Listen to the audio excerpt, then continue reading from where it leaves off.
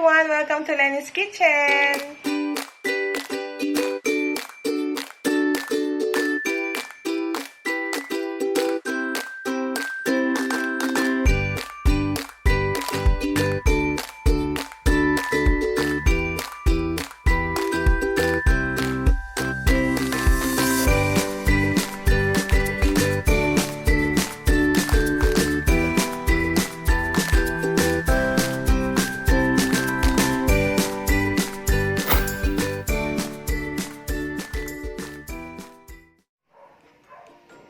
Hi everyone! Welcome to Leny's Kitchen!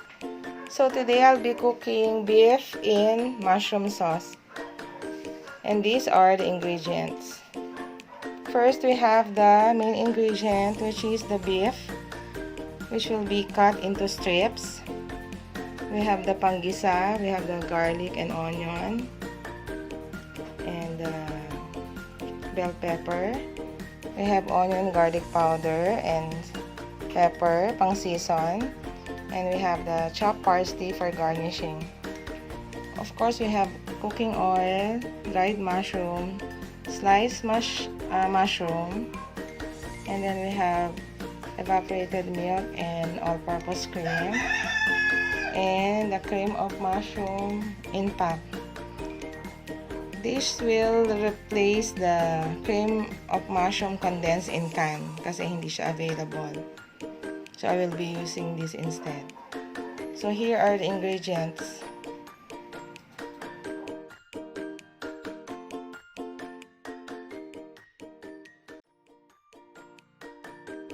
So let's start cooking. So we put in oil.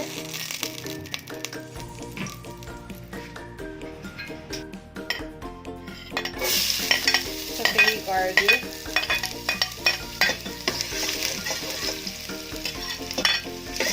and then onion,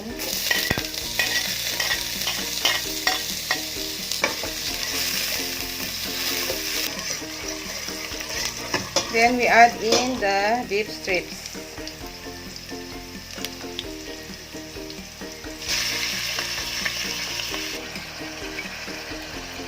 So we season this with pepper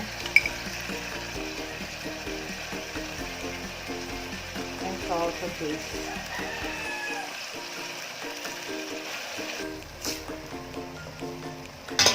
So stir well, and then we will cover this and simmer for a few minutes until the beef is brown.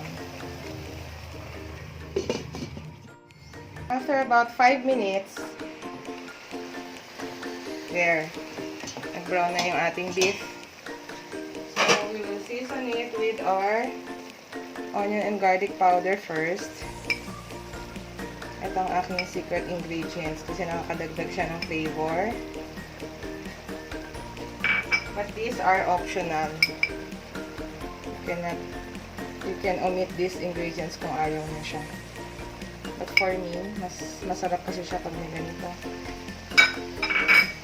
Then, we can add in the sliced mushroom. There. You can fry the sliced mushroom ahead para mas may flavor. Pero pwede namang isama nyo na lang siya directly. And then just mix it well. Stir it well. So, after a few minutes, there, pwede luto na ang ating mushroom. We can add in the next ingredients. These ingredients are optional. Hindi ko to sinama kanina sa ingredients before this video since these are optional. I'm using Worcestershire sauce to add flavor. But again, this is optional. And to make it more flavorful, I'm adding oyster sauce. Pwede naman pong wala nito. Pero this will add color dun sa beef and will add flavor also. para mas masarap ang ating recipe. So, we can also add in a little soy sauce para mas may kulay yung ating beef. There. Just stir it and then cover this again for a few minutes. Simmer for a few minutes until brown. So, we're waiting for the beef to get tender. So, sinisimmer natin siya for about 30 minutes or until the beef is tender. So, while waiting for this, let's cover this and simmer again. While waiting for that, so we soak the dried mushroom in water. There, para mamaya pag binuho siya, malambot na siya. And then, yung ating cream of mushroom in pack, this one, dinilute ko na siya in warm water. So here, para ipo-pour na lang siya. This is to replace the cream of mushroom condensed in can. Kasi hindi siya available, kaya ito yung ginamit ko. Pero better kung yun yung gagamitin nyo. So here. So there. Pag medyo malambot na yung ating beef, so we add in the diced bell pepper. And then, para maluto yung ating mushroom, we add in our dried mushroom that we soaked earlier in water. Kasi medyo matigas ito eh. So, kaya kailangan ilagay na natin siya para mag-start na siyang maluto. Then, just stir. Stir and cover it again and simmer for a few minutes. After about 3 minutes, so there, medyo malambot ng ating mushroom, we can add in our cream of mushroom.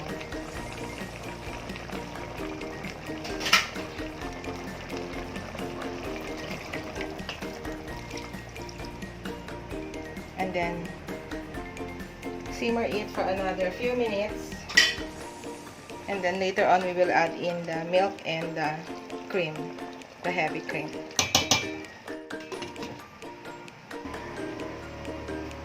After about few minutes, about 3 minutes, we can add in our milk. Just about half of the can. Kasi we will put in heavy cream after this. So, just stir it. Pakapitin lang natin yung flavor ng milk natin. And then, simmer again for a few minutes. So, after about 5 minutes, there, by this time, malambot ng ating beef and also the mushroom. So, we can now add in our second to the last ingredient. This is the heavy cream. There. This will add more flavor sa ating dish. Medyo buong ating cream kasi galing siya sa ref. Medyo inano ko siya para medyo buo siya pag nilagay. Pero pwede namang hindi i-ref prior to this. Prior to cooking. So here, then cover this again for a few minutes. And then for the final touch, we will be back after a few minutes. So after a few minutes again, yan. See? Kumapit na ang ating heavy cream or ang ating all-purpose cream. So this ingredient is optional. This is butter. So para mas flavorful siya, nilagyan ko siya ng butter para mas malasa. But again, optional po ito sa mga ayaw mag-add ng butter. And then, So, okay na to. We will just garnish it with